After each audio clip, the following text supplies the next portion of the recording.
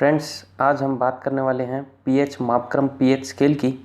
और दैनिक जीवन में पीएच स्केल का क्या उपयोग है हम जानेंगे। छोटी सी वीडियो है और इम्पॉर्टेंट वीडियो है। अक्सर एग्ज़ाम में यहाँ से क्वेश्चन देखने को हमें मिलते हैं। तो आइए जानते हैं इस टॉपिक में क्या है। और अगर आपने मेरा चैनल अब तक सब्सक्राइब नहीं किया है या फर्स्ट टाइम आप मेरे चैनल पर विज़िट कर रहे हैं तो मेरे चैनल को सब्सक्राइब करना ना भूलें। और बहुत सारी साइंस की वीडियो साइंस की प्लेलिस्ट में अवेलेबल है, आप वहां से देख सकते हैं। तो बिना समय गंवाए हम देखते हैं पीएच स्केल के बारे में जानते हैं। सबसे पहले हम बात करेंगे पीएच स्केल से संबंधित सामान्य जानकारी की। किसी भी विलयन में H पॉजिटिव आयन किसको दर्शाते हैं? उस विलयन की अम्लता को दर्शाते हैं। और OH नेगेटिव आयन उस विलयन की क्षारकता को दर्शाते हैं। ये एक सामान्य जानकारी है, इसे हम जानते हैं। इस विलयन में उपस्थित हाइड्रोजन आयन जो H+ आयन है, उनकी सांद्रता को दर्शाने के लिए एक स्केल विकसित किया गया, जिसका नाम क्या रखा गया? पीएच स्केल रखा गया। पीएच स्केल इसका नाम रखा गया। पीएच क्यों बोला गया इसे? क्योंकि पीएच में पी जो है वो किसको दर्शाता है? पोटेंस को, जो एक जर्मन भाषा का शब्द है। इसका अर्थ होता है शक्ति, यानी कि सांद्रता कितनी मात्रा है, कितनी मात्रा में है, कितनी उसकी शक्ति है। हाइड्रोजन कितनी मात्रा में है? H दर्शाता है यहाँ पे हाइड्रोजन को। तो हाइड्रोजन की क्या शक्ति है उस विलयन में, या हाइड्रोजन की कितनी मात्रा है या कितनी सांद्रता है उस विलयन में, उसको दर्शाता है पीएच स्केल। जितनी अधिक मात्रा होगी उतना विलयन क्या होगा? अधिक अम्लीय होगा। और जितनी मात्रा कम होगी उतना विलयन क्या होगा? क्षारीय होगा। तो ये क्या है? पोटेंस ऑफ H आयंस, इसको बोलते हैं पोटेंस ऑफ H आयन। इसकी खोज किसने की थी? एक डेनिश वैज्ञानिक थे, सोरेनसन, जिनका नाम था सोरेनसन। उन्होंने इसकी खोज की थी, पीएच स्केल की खोज की थी। इसके आधार पर हम विलयन का पता लगा सकते हैं कि वो कितना अम्लीय है और कितना क्षारीय है। तो इसका हमारे दैनिक जीवन में भी बहुत उपयोग है। बहुत सी चीज़ें हैं जिसको हम पता लगाकर ये जान सकते हैं कि ये अधिक अम्लीय है, ये अधिक क्षारीय है। तो आइए जानते हैं। इस प्रकार का कुछ स्केल होता है जिस पर कितनी संख्याएं होती है? 0 से लेके 14 तक संख्याएं बनी होती हैं। इसके जो मिड का, बीच का जो बिंदु है वो 7 होता है। और वो किसको दर्शाता है? वो दर्शाता है उदासीनता को दर्शाता है। ये बिंदु जो होता है वो उदासीन बिंदु होता है, उदासीनता को दर्शाता है। और 0 किसको दर्शाता है? अत्यधिक अम्लीय को दर्शाता है। और 14 जो है, 14 जिसको बोला गया है, वो दर्शाता है क्षारीयता को, अधिकतम क्षारीयता होती है। तो 7 से अगर इस तरफ चलेंगे तो ये बढ़ती हुई अम्लता को दर्शाया गया है। और अगर हम राइट साइड में चलते हैं तो बढ़ती हुई क्षारीयता को दर्शाया गया है। नीचे के स्केल में भी इसी प्रकार दर्शाया गया है। यहाँ पर दर्शाया गया है कि अम्लता जो है वो 0 पर बहुत अधिक है और ये घटते घटते 14 पर बहुत कम हो गई है, 0 हो गई है। और इसी प्रकार क्षारीयता जो है वो 14 पर बहुत अधिक है। इस स्केल पर जो 14 पॉइंट दिखाया गया है उस पर बहुत अधिक है। और 0 पर जाकर ये क्या हो जाती है? ये बहुत कम हो जाती है, क्षारीयता बहुत कम हो जाती है। अब हम जानते हैं कि दैनिक जीवन में इसका क्या उपयोग है। वहीं से ही क्वेश्चन बनते हैं। यहाँ पर आप याद रखें, सिर्फ सोरेनसन नामक वैज्ञानिक का नाम याद रखें। उन्होंने 1908 के अंदर इसकी खोज की थी, पीएच स्केल की खोज की थी। अब जो क्वेश्चन बनेंगे मैं आपको बताता जाऊँगा कहाँ से क्वेश्चन आते हैं। सबसे पहले हम बात करेंगे जीवधारियों के शरीर में पीएच स्केल का क्या महत्व है। हम देखेंगे कि हमारे शरीर में विभिन्न तत्व या विभिन्न ऑर्गन्स जो हैं हमारे शरीर के, वहाँ पर पीएच स्केल के आधार पर हम ये तय कर पाएंगे कि वहाँ कितना माध्यम अम्लीय है या कितना क्षारीय है। जो जीवधारियों का शरीर होता है, हमें याद रखना चाहिए, वो एक संकीर्ण परास के मध्य ही कार्य करता है। यहाँ पर दिया गया है 7 से लेकर 7.8 पीएच परास के मध्य ही जीवधारियों का शरीर कार्य करता है। ये एक संकीर्ण परास है। इसी परास में ही जीवधारी क्या रह सकते हैं? जीवित रह सकते हैं। इसके बाद में माध्यम क्या हो जाता है? बहुत क्षारीय हो जाता है। और इससे पहले बहुत अम्लीय हो जाता है। उसमें जीवधारी क्या जीवित नहीं रह सकते। इस प्रकार हम देखते हैं हमारे शरीर में, हमारे जो मुख है उसके अंदर लार होती है। लार का क्या माध्यम होता है? लार का जो माध्यम होता है वो पीएच, उसकी जो पीएच परास है वो होती है 6 से लेके 8 तक होती है। यानी कि अम्लीयता से लेके क्षारीयता के मध्य की परास होती है, जो कि 7 के आसपास होती है। 7 जो है वो उदासीन बिंदु है, हमें याद रखना चाहिए। अब हम क्या करते हैं? भोजन करते हैं तो भोजन हमारे दांतों में फंस जाता है। उसके कारण क्या होते हैं? बैक्टीरिया उत्पन्न होते हैं, जीवाणु उत्पन्न होते हैं, जो मीठा भोजन है या अन्य प्रकार का भोजन जो है वो दांत में फंसने के कारण क्या होते हैं, जीवाणुओं की वृद्धि होने लगती है और माध्यम कैसा हो जाता है, अम्लीय हो जाता है। अम्लीय होने के कारण इसकी पीएच परास कहाँ चली जाती है, 6 से भी कम चली जाती है, लगभग 5.5 के आसपास चली जाती है। इन पीएच परास को याद नहीं रखना, मैं आपको बताऊंगा उस पीएच परास को आपको याद ज़रूर रखना है, वहाँ से क्वेश्चन आता है। आपको तो ये कारण जानना है आगे जो दर्शाया गया है। इसके कारण क्या होता है, अधिक अम्लीयता होने के कारण दांतों पर एक परत पाई जाती है जिसे क्या कहते हैं, इनेमल कहते हैं। इसको याद रखना है आपको। दांतों के ऊपर सबसे कठोर परत है, हमारे शरीर का सबसे कठोर भाग यही है, इनेमल जिसे कहा जाता है। मेरी पुरानी वीडियो देखिए जिसमें पाचन तंत्र के अंदर दांतों की संरचना, दांतों के प्रकार बताए गए हैं, वहाँ पर इनेमल को बताया गया है। तो यहाँ पर सबसे कठोर परत जो है वो इस अम्लता के कारण क्या हो जाएगी, क्षीण हो जाएगी। दांतों की ऊपरी परत इनेमल जब क्षीण हो जाती है तो दंत क्षय हो जाता है। दंत क्षय होने के कारण दांतों की बारीक नसें अधिक गर्म या अधिक ठंडे तापमान का अनुभव कर लेती है, जिसके कारण हमारे दांतों में हलचल उत्पन्न होती है, जिसे सेंसिटिविटी कहा गया है। तो यही कारण है फ्रेंड्स सेंसिटिविटी होने का दांतों में, कि दांतों की इनेमल की जो परत होती है वो क्या होती है, घिस जाती है या क्षीण हो जाती है। इसके लिए क्या किया जाता है, जब भी हम खाना खाते हैं तो खाना खाने के बाद ये सलाह दी जाती है कि टूथपेस्ट अवश्य करें। टूथपेस्ट में क्या होता है, कैल्शियम कार्बोनेट होता है और सोडियम सल्फेट जैसे क्षारीय यौगिक होते हैं। क्षारीय यौगिक होंगे तो क्या करेंगे, मुख के अम्लीय माध्यम को वो क्या कर देंगे, उदासीन बना देंगे।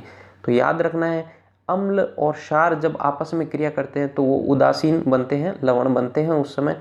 तो यहाँ पर ये बात हमें याद रखनी है, जब भी कभी अम्लीय माध्यम अधिक होगा तो उसको जो है उदासीन करने के लिए क्षारीय माध्यम को वहाँ पर लाया जाएगा या मिलाया जाएगा।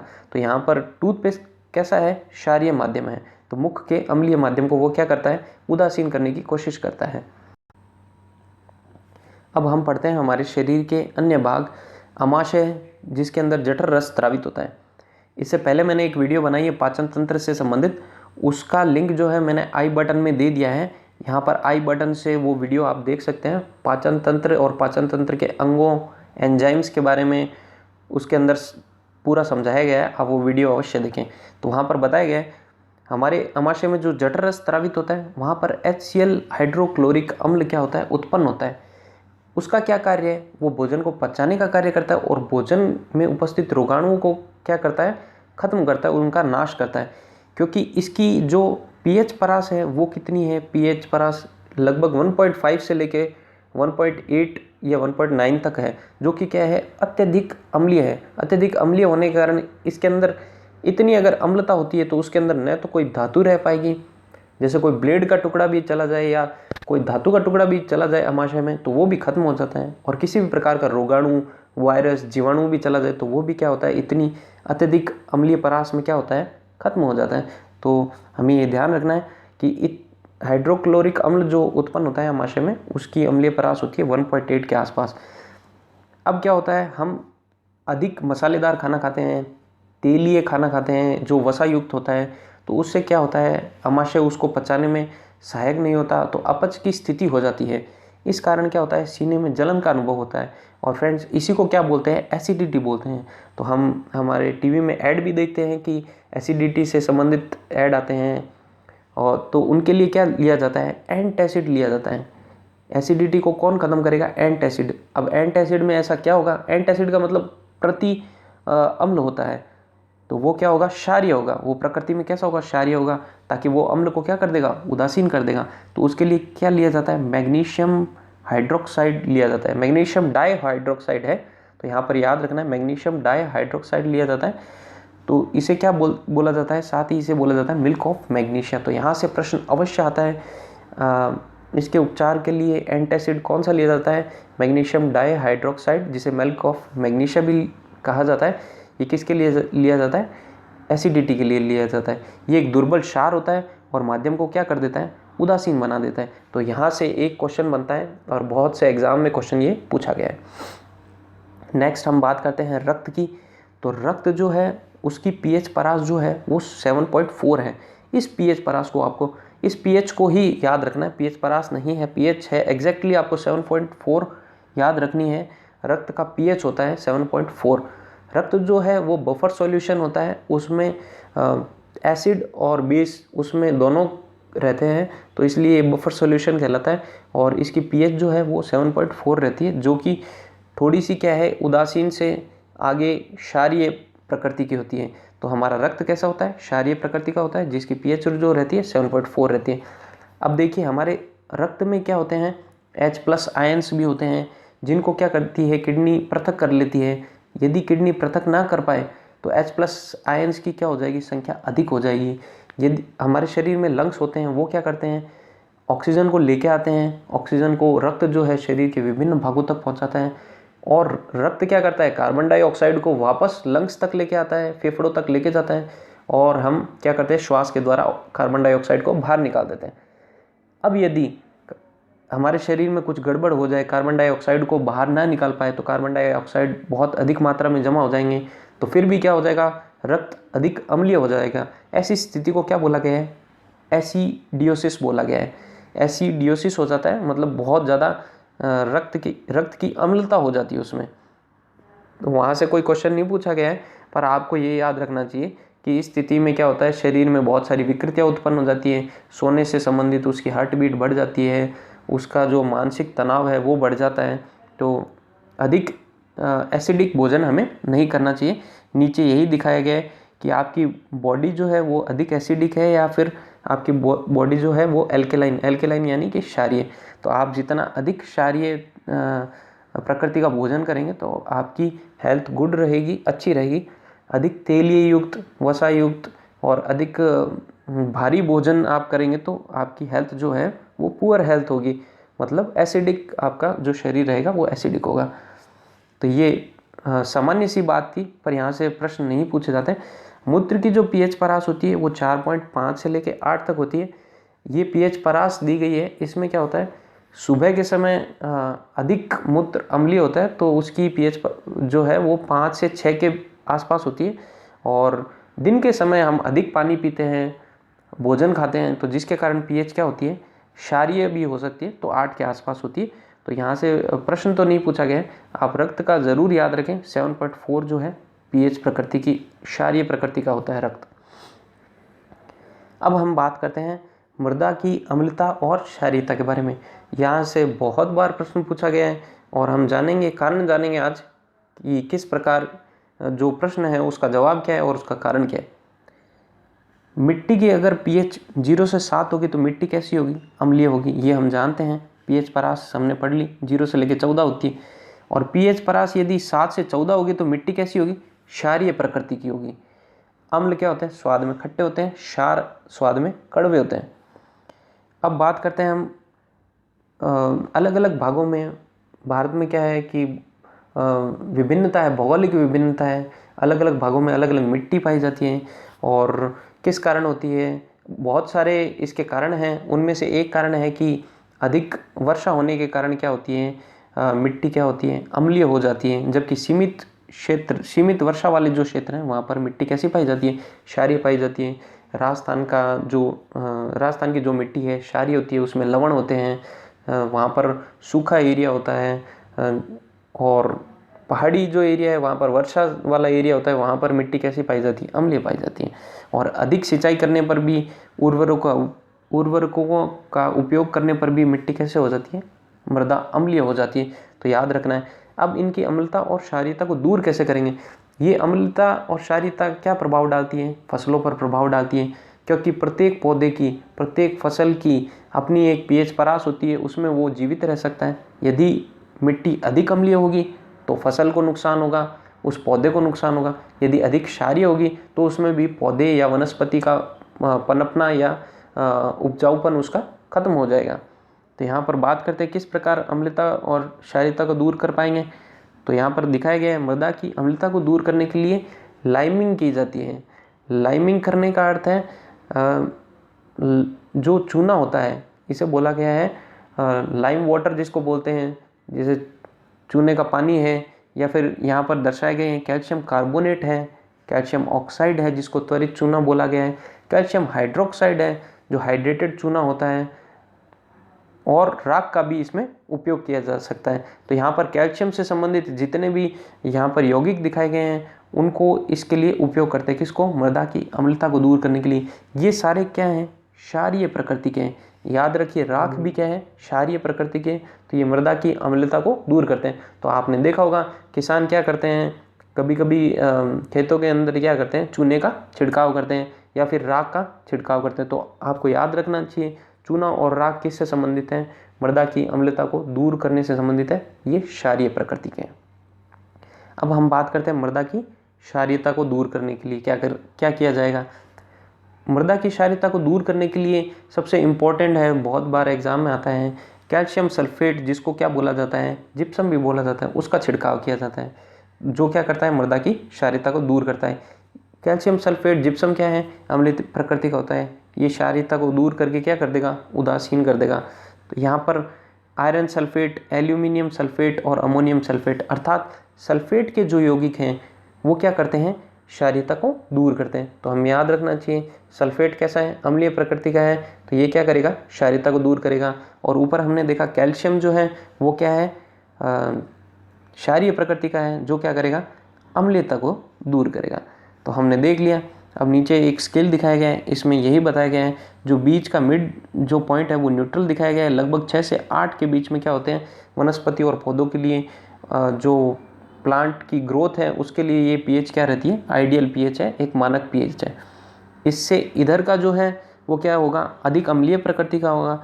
वहाँ पर क्या होंगे? कुछ विषैले तत्व जैसे फेरस, मैंगनीज और एल्यूमिनियम, ऐसे तत्व वहाँ पर उपस्थित हो जाएंगे और वो क्या करेंगे? फसल को नुकसान पहुँचाएंगे, उसके पोषक तत्वों में कमी लाएंगे। और इसके इधर जो दिखाया गया है वो क्षारीयता को दर्शाया गया है। यहाँ पर भी क्या है? फसल, यहाँ पर भी क्या है? मिट्टी का उपजाऊपन खत्म होता है, क्षारीय प्रकृति की हो जाती है। ये थी मृदा की अम्लता और क्षारीयता। आपने कारण जान लिया। अब आप आसानी से पता लगा सकेंगे अम्लीय मिट्टी और क्षारीय मिट्टी के दोषों को दूर करने के लिए क्या उपाय किए जाएंगे।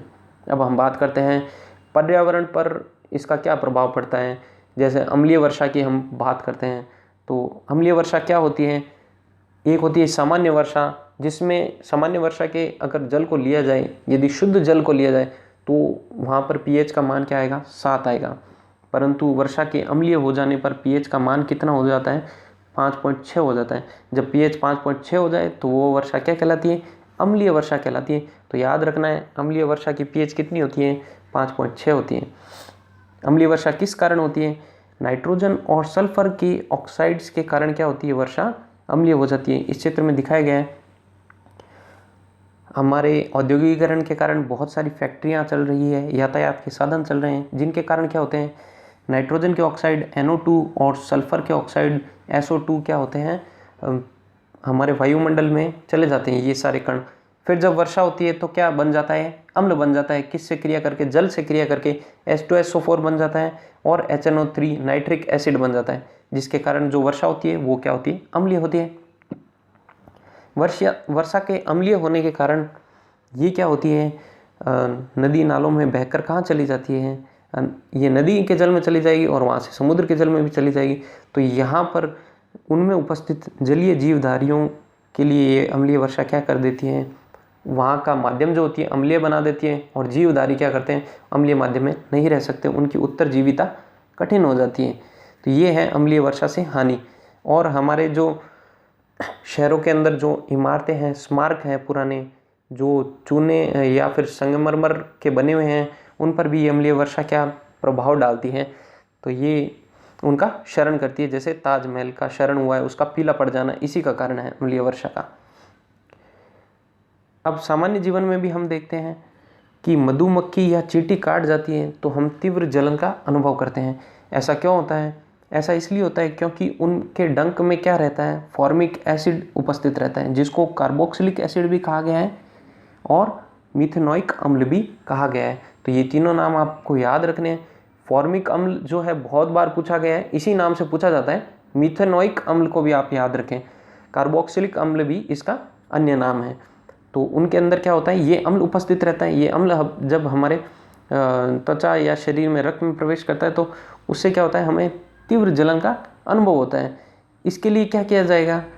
इसके उपचार के लिए हमें क्या करना पड़ेगा? वहाँ पर हम कोई ऐसी क्रीम लगाते हैं जहाँ पर जिसमें क्या रहता है?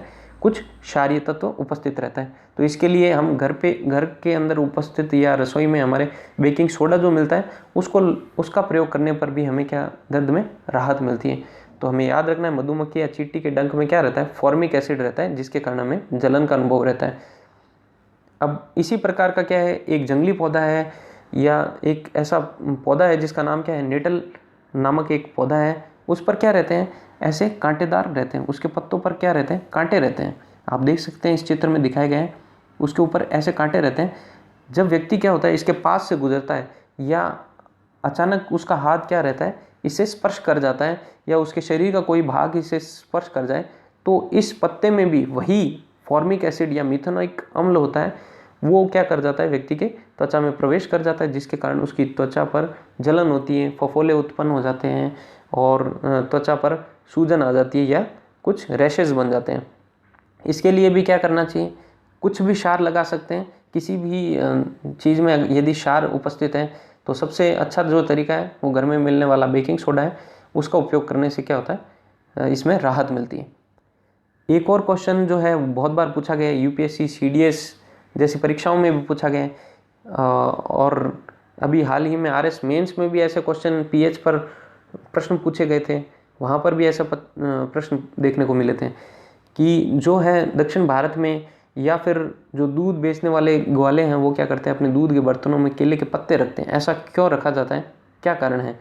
दूध में क्या है, एक अम्ल पाया जाता है जिसे क्या बोलते हैं, लैक्टिक एसिड बोलते हैं, लैक्टिक अम्ल पाया जाता है। आपको ये याद रखना है, लैक्टिक अम्ल लैक्टस से बना है, लैक्टस का मतलब है दूध, तो लैक्टिक अम्ल पाया जाता है।